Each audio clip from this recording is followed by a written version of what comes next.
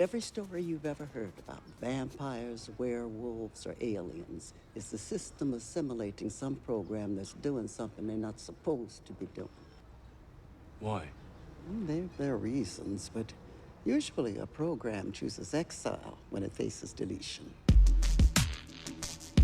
The Merovingian is a lineage of kings in France. The story has it that the Merovingian kings, descending from a king called Merové, hence the name, are descendants of Christ himself. The blood of Christ was in fact his lineage, his child, carried by Mary Magdalene, and who came to France. The people who are still nowadays in real-life society descending from those Merovingian families do believe that they can't be more aristocratic because they descend from Christ. Bring me the eyes of the oracle, and I will give you back your savior. He's a very, very old program. He's one of the oldest and meanest programs in the Matrix. He's really sort of one of the kings of the underworld, a personification of all forms of indulgence. And that reveals, obviously, a lot about him and his philosophy. His philosophy is causality, and basically that is the philosophy of the entire machine world, of the entire Matrix. Basically, I think he's bored. He is so much inside the system, he has understood the system completely. And like his wife, he feeds on human emotions. And action. You can either run to the restaurant and tell my husband what I have done, or you can stay there and die. My character in the film is Persephone. She's very elegant, very sophisticated.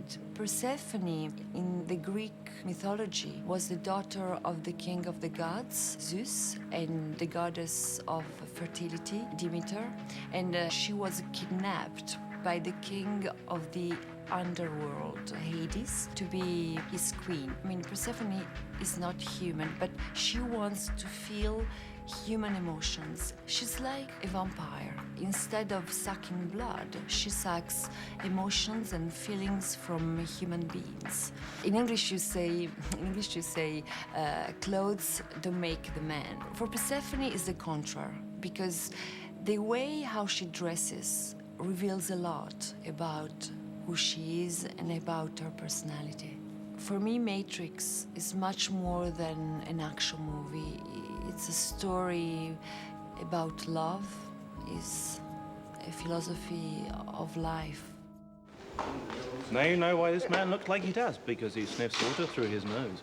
Which must be very uncomfortable. Bless him.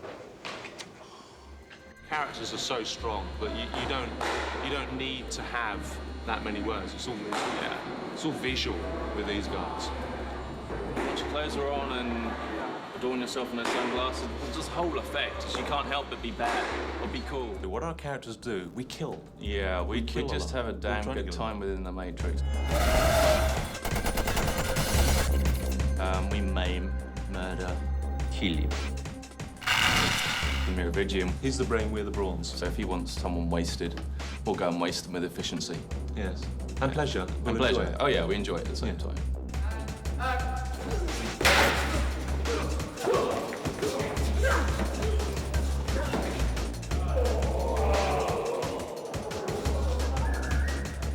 I think the big emphasis on getting the part was our martial arts capabilities.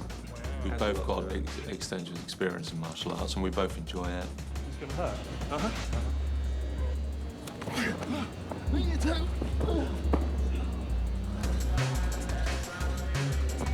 This is a madly physical film, you know. I mean, hats off to the guys, you know, like Keanu and Carrie Ann and Lawrence. You know, they put themselves through physical hell to get the ability and the martial arts experience they have, and we've been doing it for 16 years, so and we find it hard.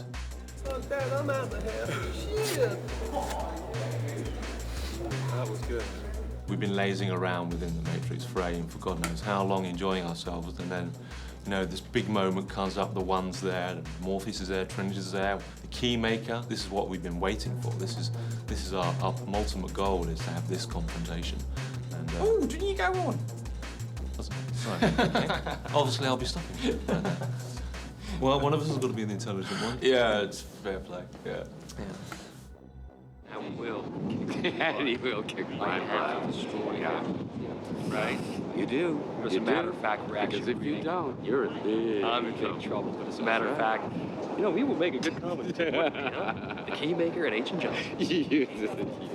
I'm Randall Dick Kim, and I play the Keymaker. I help the heroes. Well, I flew out to Los Angeles and auditioned for the brothers. And action. And I guess they liked what they saw. Can't wait to see those days. It was thoroughly exciting. I was jumping around the apartment. It's a brilliant set. Made my character. In many respects, made my character. It gave him a history. I mean, the imagination, the craftsmanship that went into the making of this little cell. The minute I saw it, I felt at home. I wanted to go and lay in my little bedding over there, turn on the faucet, wash my hands, you know, work this machine. It's brilliantly conceived and executed. Action. Well, every time I've had to do that scene, you meditate on mortality.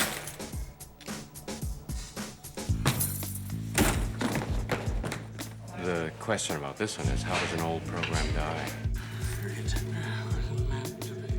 What makes it different than a human dying? It's so much fun. I wish everybody could do it.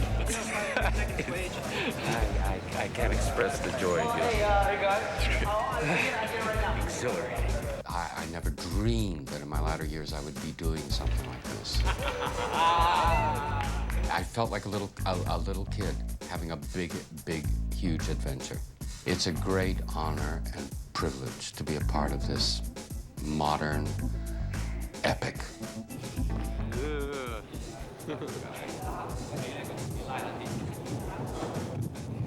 Dazzling face.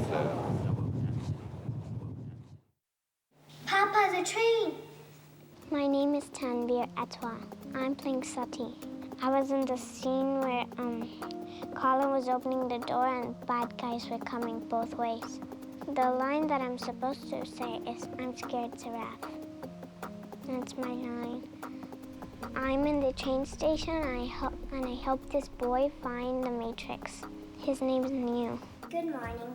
He wants to go to the Matrix, but the train man doesn't let him get on the train because you have to take a train to go to the Matrix. And this is the train station. That's one of my lines. I guess for the central characters, especially Neo, for him to get from one world to this other world, he has to go through the train man. Down here, I make the rules. Down here, I make the threats.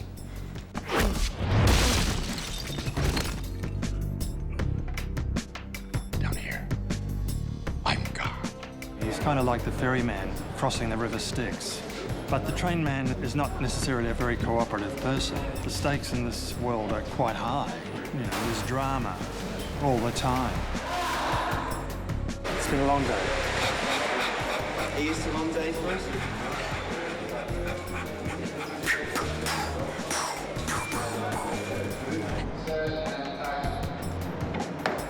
I love the sort of the abstract nature of these films. I love the fantasy nature of these films. They deal with our psyche and the fears, etc., that we have in the real world.